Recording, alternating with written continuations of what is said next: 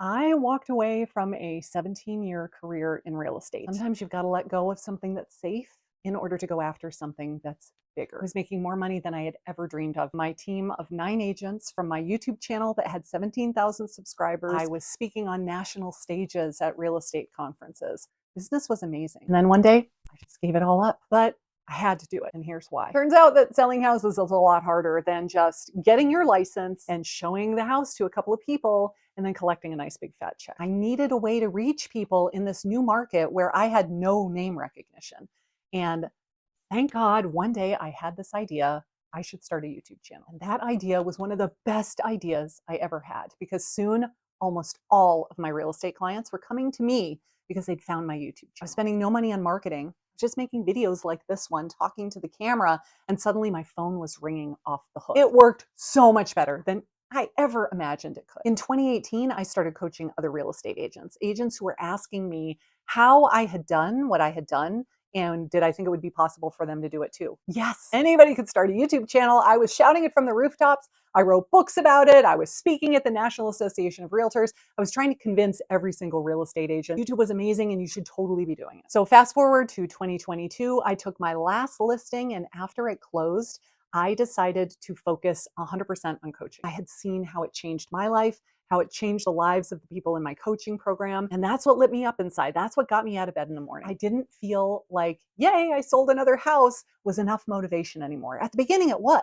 but after 17 years, now it was helping other agents build a business that they can be proud of, build a business where they were not dependent on anybody else for their income. They could do it all themselves and do it very inexpensively. Things were going great right up until the moment I got canceled. Facebook had deleted my entire personal profile. And because I was running ads for an upcoming 5-day workshop that I was doing for real estate agents, I couldn't get in to shut off the ads. So to add insult to injury, Facebook just kept charging my credit card $900 a pop like it was their full-time job. Cha-ching, cha-ching, cha-ching, cha-ching. I could not get into the account to turn them off. 12 years of engaging with my audience, of trying to build this big audience of real estate agents.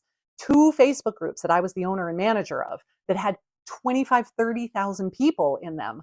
Poof, gone. I finally had to go to the bank and stop payment on that credit card so that they would stop charging. I wasn't in Facebook jail. The entire personal profile was gone. The business pages were still there, the groups were still there, but I couldn't get into them. I couldn't log in at all. Did I try to dispute it? Of course I did, but spoiler alert, Facebook has 0 customer service. Every email I sent bounced. You cannot call them. They do not have a 1-800 number to call. They want you to log in and do a chat through Facebook Messenger. Small problem. Can't get into Facebook. How am I going to chat with you? Thanks, Zuck. I was so angry. I felt violated. Like, this was my platform that I had spent all of these years building, and it was just wiped out in an instant.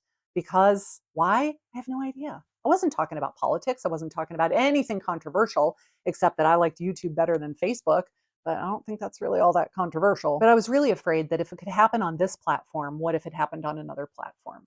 What if it happened on the main platform, this one where you're watching this video right now? What would happen to the huge audience that I had built here? There was a couple months period that went by where I was really scared. I didn't know what I was going to do.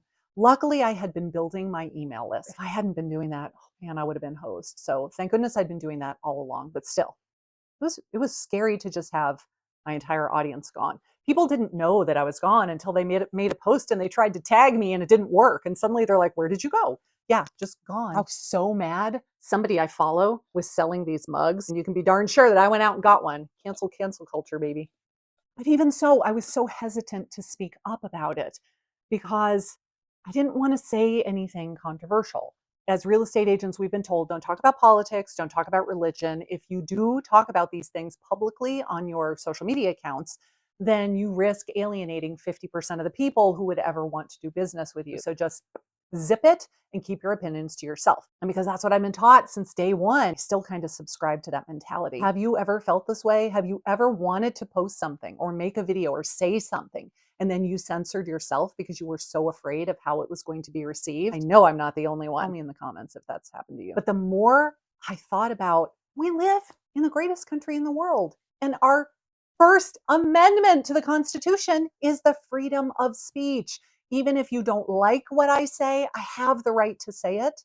And you can disagree all you want, but I should be able to say it without fear of repercussion, without fear of having my entire platform deleted just because you don't agree or like what I said. I did make one video on YouTube talking about how I got canceled, and the entire comments section was filled with people saying, I know someone who can reinstate your account. He saved mine, and here's his name and phone number. And all they were trying to do was promote some sort of service. And then something crazy happened in our industry. The National Association of Realtors was sued in a major class action lawsuit, and they lost.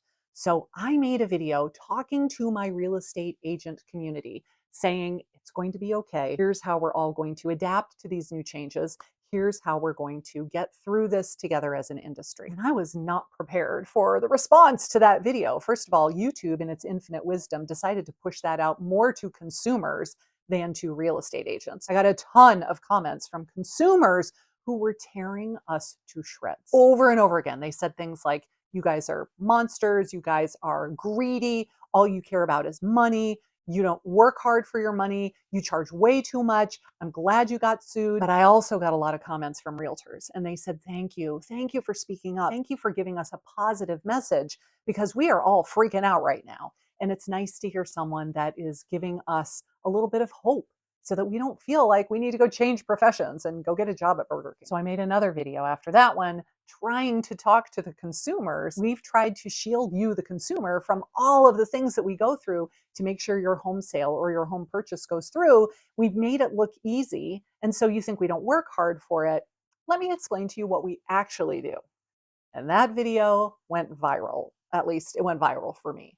But more important than that, it got 400 new subscribers. I got comments that said, thank you for saying out loud what I thought, but I was afraid to say because I don't want to get canceled. They liked that I was being unapologetically me. I stated my personal opinions about real estate laws, real estate policies, the politicians who were making laws that affect private property rights of every person in this country, not just real estate agents, but consumers as well. I started getting text messages. In fact, I got this one this morning from one of the agents that used to be on my team. I watched your last video 2 times already, and I'm going to have my husband watch it too. This is pure gold. Keep it up. And I should say spot on as well. And while I love the support, it made me kind of sad too, because I got a lot of messages like that, but they weren't putting them in the public comments. They were sending them to me privately. Why? Because they didn't want to say it publicly. I would go to real estate conferences, and all of the conversations were around these topics that do not align with my values. Let's just put it that way. Where was the representation for other people like me, people who were fiscally conservative, people who had strong ideas about being able to buy and sell real estate in this country without the government telling you what you're allowed to get and how to get it? Or where mortgage companies were offering programs for certain ethnicities, but not for other ethnicities. How is that not racism? When you say you can't get this loan because you're this color, but you can get the loan because you're this color, I don't understand that. It should be based on your financial qualification, period, end of story. And nobody wanted to talk about this out loud. Nobody wanted to say anything like that because they were afraid of how it would be received. They were afraid they would get in trouble. So many people shared my beliefs and my opinions, and they just didn't want to say anything out loud. I think we should all feel free to talk about politics, to talk about policies, to talk about decisions that our lawmakers are planning, things that will affect not only the ability of the average person to buy and sell real estate in this country, but also our livelihood, how we are able to earn a living as real estate professionals. I just kept feeling this pull to say more, to be louder, to speak up. Every time I read a newspaper headline where it was blatantly misleading the reader into thinking one thing that was 100% not true, they would use some sort of clickbait headline. It was making me so mad, and I just couldn't sit by and shut up and take it anymore, because I want everyone to feel like they can say what they think, period, end of story. You can't only believe in free speech when it's from people who say exactly the same things that you do. You can't only say that the First Amendment is okay as long as you agree with me. It's even more important to say that the First Amendment is okay when someone is saying the exact opposite of everything that you stand for. Those people are allowed to say it too, just the way that I have the right to say what I think is true. The focus of this channel has clearly shifted. This was a lot more than just changing my niche. This was a lot more than just pivoting my YouTube strategy. This is creating a movement. I wanted to create a space for real estate free thinkers, a place where we can openly talk about what really matters without fear of being canceled. People who are in the real estate profession or are just interested in policies and laws that affect their ability to buy and sell real estate in the United States. So I'm starting a movement.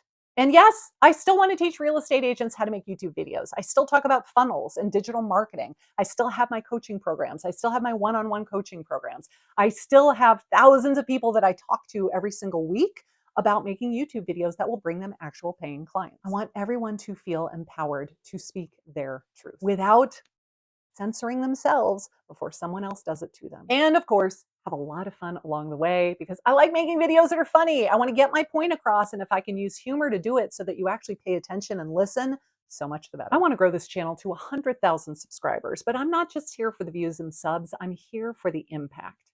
And if I can inspire just one person to speak up just a little bit more and be a little bit more authentically them in their videos, I'm here for that. If you want to see one of my funny videos that I'm talking about, this one that's on your screen right here is one that I am so proud of.